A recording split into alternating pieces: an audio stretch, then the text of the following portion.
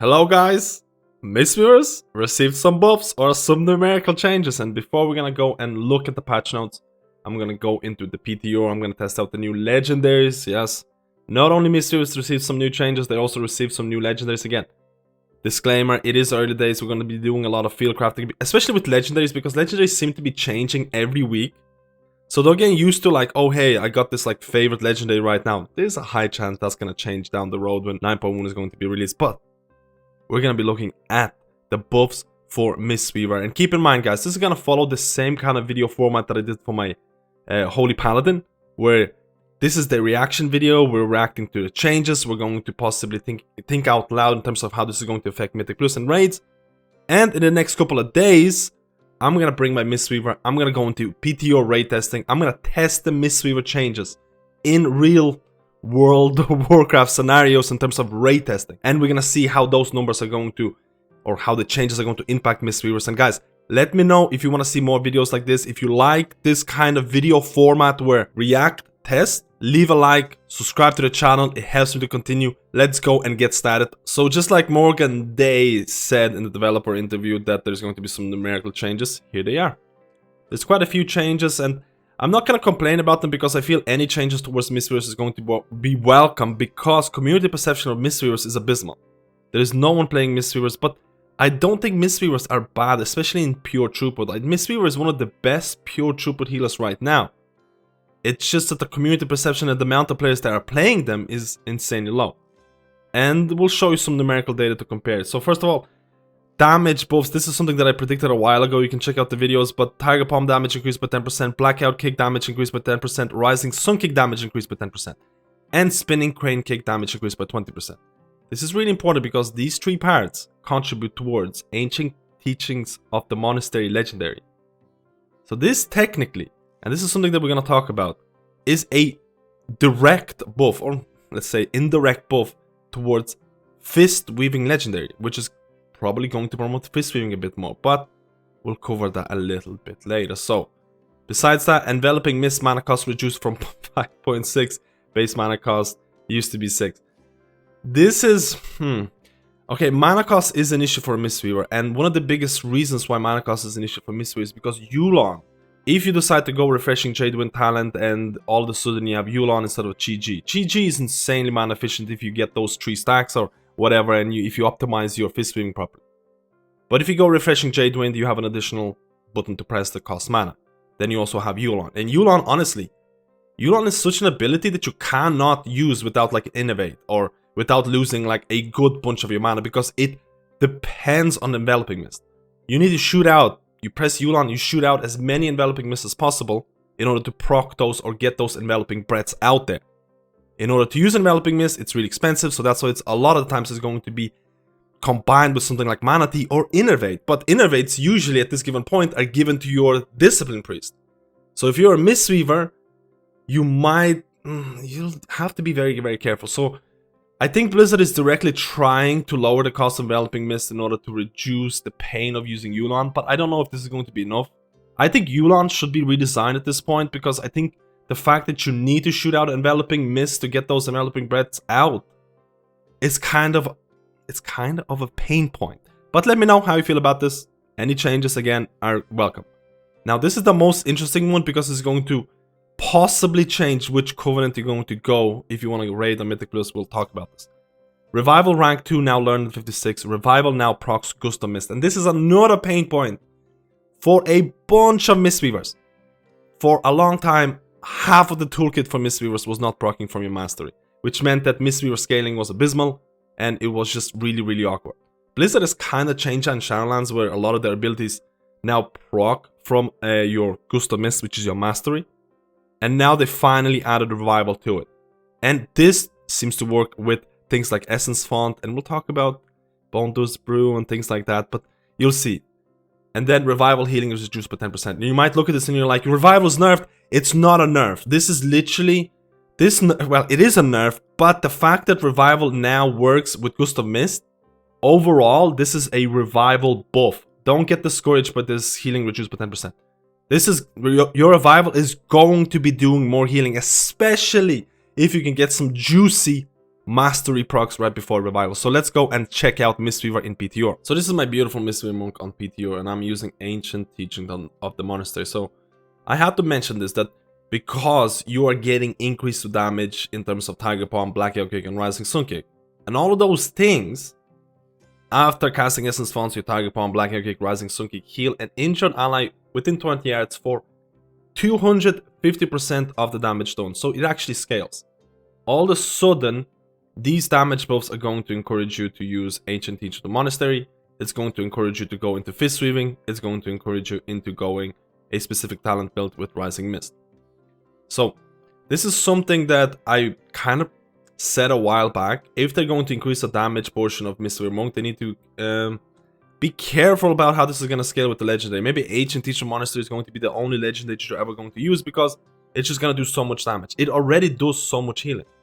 And we'll talk about this, because if you look at some of the numbers for Ancient Teacher of the Monastery right now in live servers or in retail in terms of Castle Nachia, let's check it out. So I've just taken 2 random logs from top performing Mistweaver Monks in terms of pure HPS. I think the first boss is from Artificer. I think the second one is using Inerva. And you can see here the breakdown of the HPS, and you can see Ancient Teacher Monastery. Now, a lot of the times people will be like, why is there 2 Ancient Teacher Monasteries? Because it's really weird the way Blizzard breaks down data for crits and non-crits.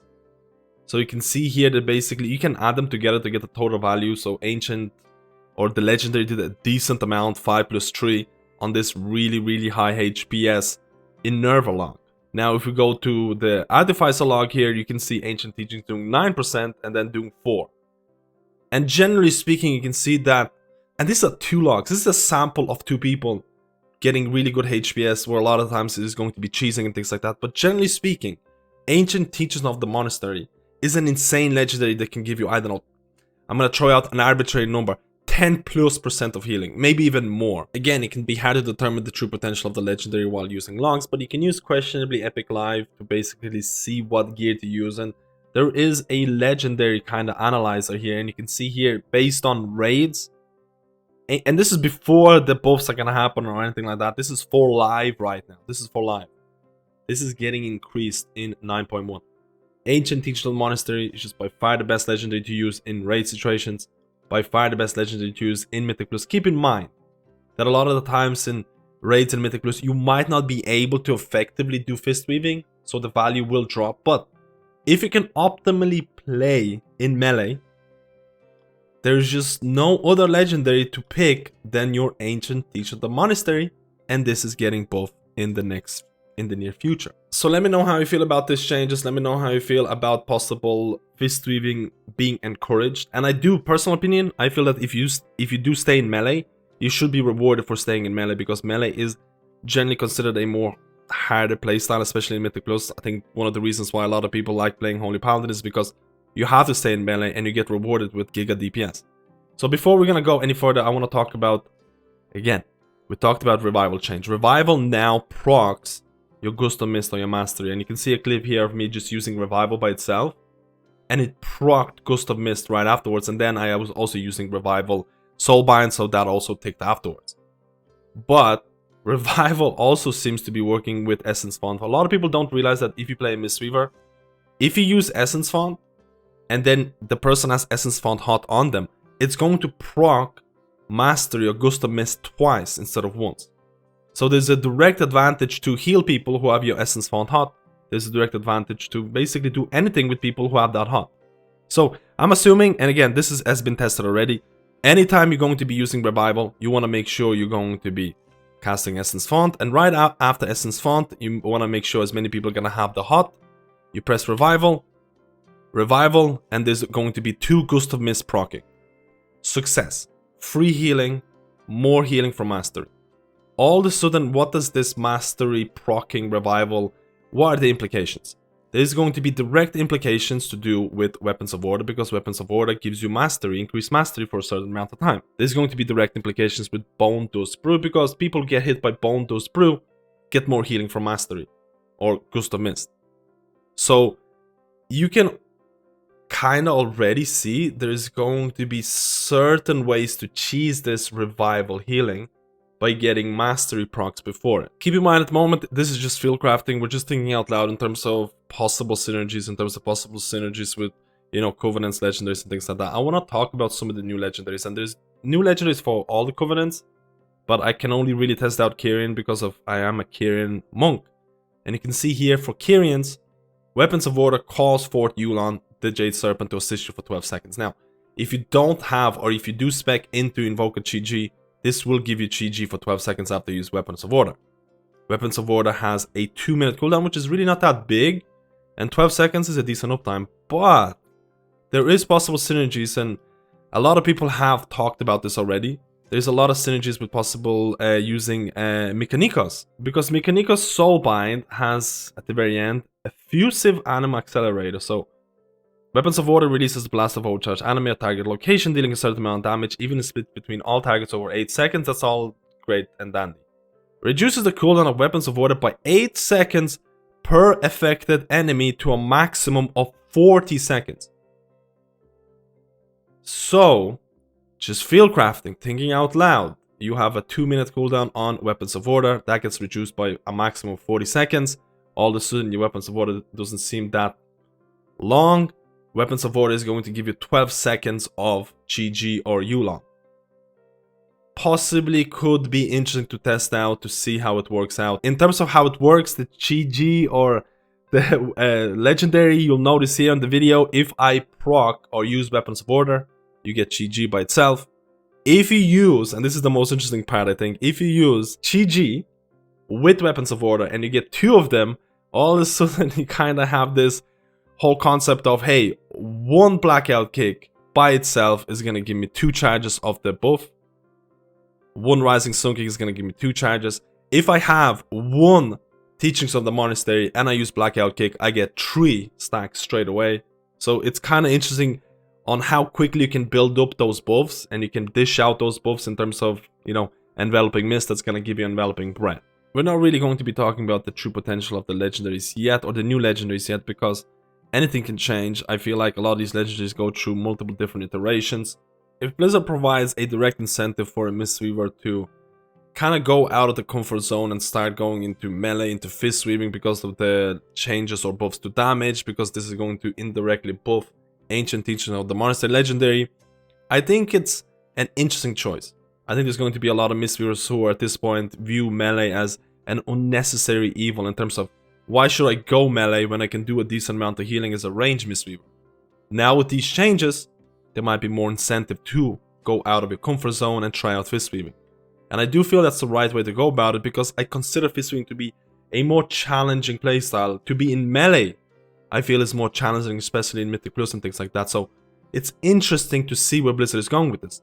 And these are the healing charts for 75 percentile in Castle Nature for Mythic content. And you can see here that the HPS of healers is actually very close together. So if you're playing a Mistweaver and if you're doing way less healing than everyone else and you're playing Mistweaver class, it's not the Mistweaver class. Mistweaver class is actually very solid in terms of pure healing. It does have mana issues when you do run Yulon. And that's something that again, they have nerfed the mana cost or reduced the mana cost of Enveloping Mist. Is it enough? Probably not, but we'll see how it's going to turn out in my testing in a couple of days. If you look at the 99 percentile, you'll notice that, hey, Resto Druid is the HPS king if you're playing your class at the very, very extreme, but Mistweaver second is pretty good.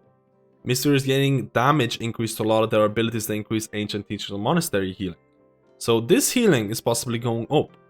And all of a sudden, maybe Mistweaver is going to be the top HPS healer. Because if they stay in fistweaving, if they use Ancient Teachers of Monastery, this could be a pretty nice healing boost.